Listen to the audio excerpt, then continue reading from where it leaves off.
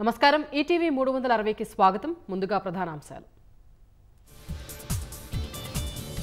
విద్యారంగంలో AP number 1 గా ఉండాలన్న చంద్రబాబు ఇకపై ఏటా డిఎస్సి నిర్వహిస్తామని మంత్రి లోకేష్ భరోసా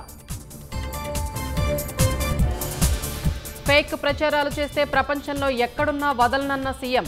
ప్రజాస్వామ్యవాదులందరిపైన జగన్ కేసులు పెట్టారంటూ ధ్వజం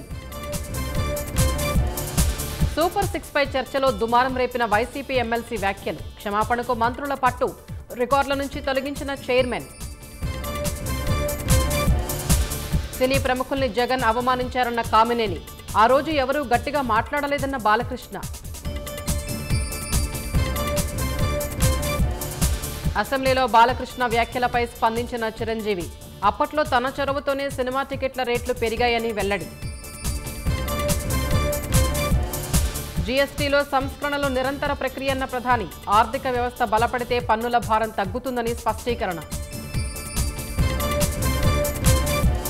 అగ్ని ప్రైమ్ క్షిపణిని విజయవంతంగా పరీక్షించిన డిఆర్డీఓ రైలుపై ఏర్పాటు చేసిన మొబైల్ లాంచర్ నుంచి ప్రయోగం